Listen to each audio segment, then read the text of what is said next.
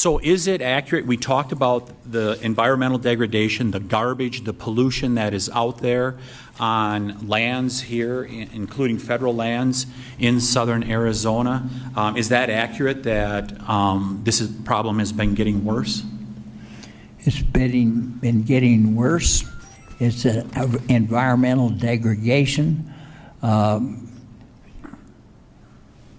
Witness Del Cueto stated that there have been millions of people apprehended.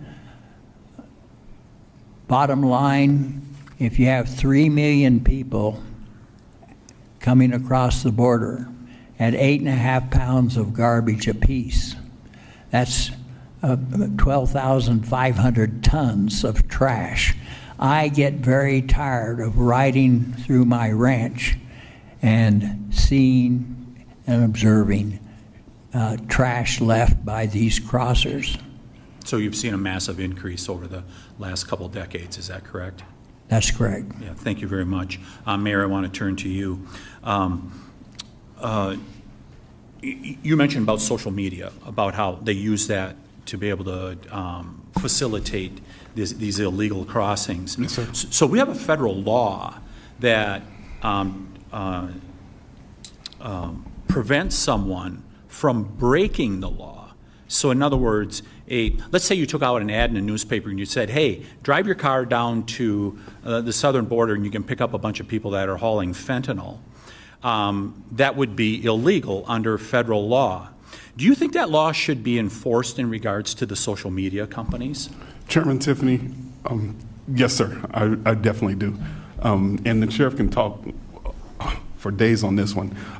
That is how these low car drivers get their marching orders. They get a text, they get a phone call, meet here, the car station at probably Walmart or Target. Keys are on the tire. Pick up the car, drive south. Pick up the load, drive north.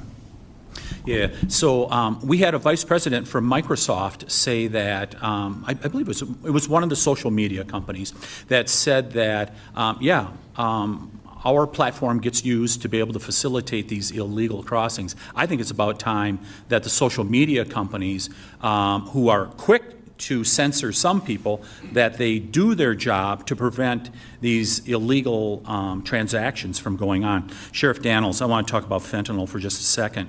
What's the biggest action, what's the most significant action that happened over the last few years that has led to increased fentanyl coming into the United States of America?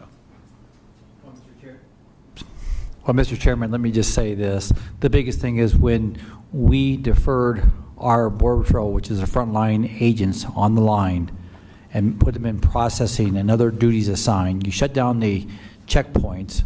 You shut down a lot of your aerostats along the border. Long story, I call it the infrastructure fracture when it comes to the CBP. You've opened up the border.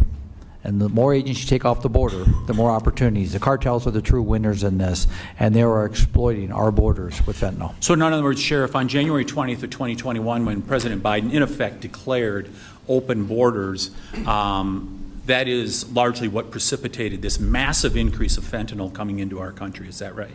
Yes, I would agree. Yeah, and I stopped today at a Border Patrol checkpoint. It has not been manned for a long time, and it's not the fault of the Border Patrol. It's because they're being babysitters at this point. It's terribly unfortunate. And by the way, I asked Secretary Mayorkas in a hearing. I sit on the Judiciary Committee. Sheriff Daniels was there in Washington, D.C. He cited the same exact testimony. It has not changed in the 3 times I've asked Sheriff Daniels this question. And I asked, who's not telling the truth? Because Secretary Mayorkas said to us, no, the actions of January 20th of 2021 are not the reason why fentanyl has increased the way it has. I said, who's lying? The sheriff or you? Of course he would not go after Sheriff Daniels because he is above repute amongst not just local citizens here in Arizona, but amongst the people of the United States who have worked with him. Secretary Mayorkas was not telling us the truth. The final thing I'd say in my closing couple seconds is I really appreciate the testimony of Mr. Del Cueto, and I understand why the position that the Border Patrol took in regards to the bill that was released by the Senate. But I just point out a couple things to you in regards to the Senate bill.